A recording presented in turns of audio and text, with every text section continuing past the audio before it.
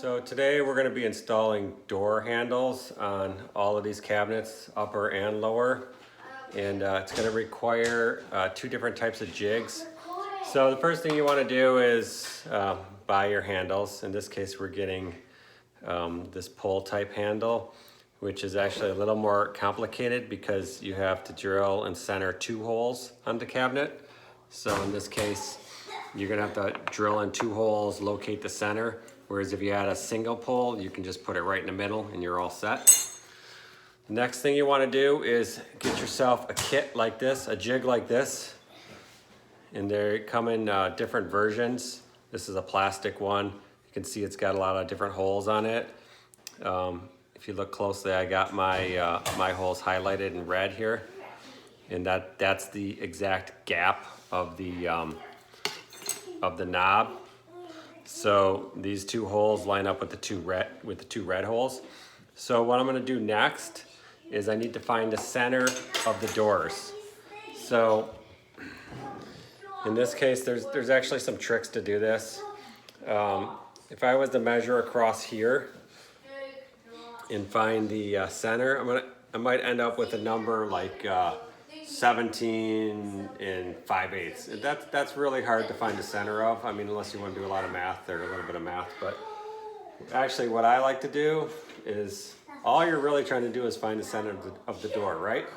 So you could use any of these lines and figure out if you get a nice even number. And in this case, I actually lucked out. From here to here is 14 inches. So my on center is 7 inches. So my point here is there's more than one way to find the center on a door rather than just going from the outside and trying to calculate. Okay, so once you know the center of your door, you can actually create a quick template to replicate that on all your other doors. So all these other doors I can replicate it on.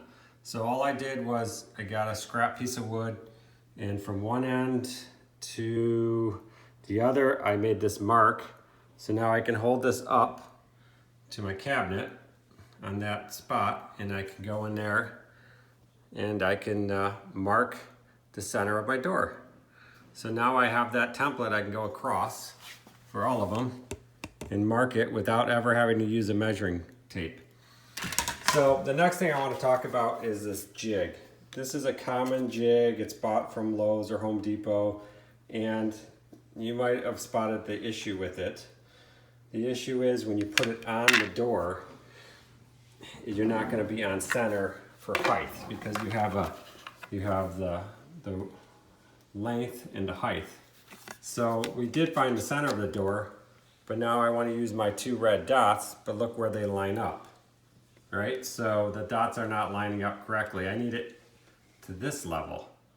So the next thing I did was, you can see how much I need to add there. I made a jig, which is really rudimentary, but the jig basically is a piece of trim with some paper in it.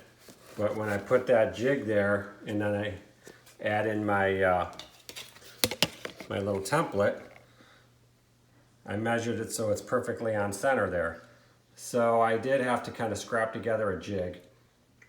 So once you do that, you can go to every door, find the center point, line up the lines. That's not really my mark, but line up the lines with your center point. And then what you're gonna do is take a pen or some other device to poke through that hole and mark your cabinets with your pilot holes you need to drill. And then you're gonna drill out your holes. When you drill out your holes, you're really not using this to grip the wood. You're just using it as a kind of a bolt and nut. So what you want to do is make sure, you can align this, make sure your drill bit is slightly larger than the screw.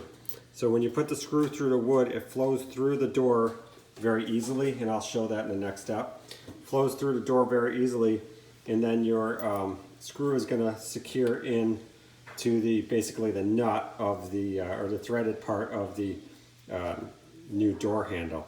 So you don't want to make the hole so tight that the screw can't get through and you have to kind of screw the screw through the door and the handle. It's really supposed to be just a hole for the screw to go through. We've marked our holes, so we're going to start drilling here. So you want to try to stay as straight and true as you can.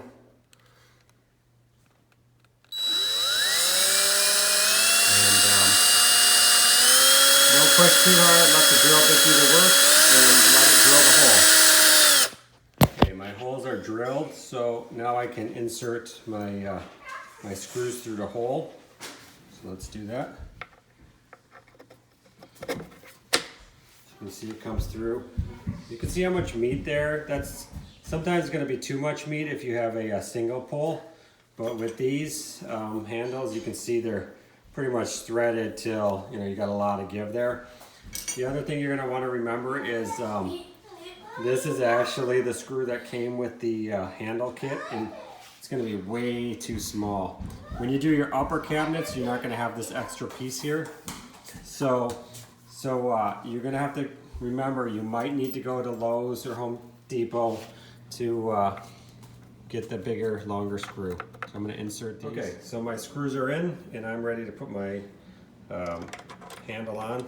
Obviously, I can't screw it in like this. I'm going to have to come to the back side. So you can use a drill or a pair of pliers or a Phillips head screwdriver and just drill it in.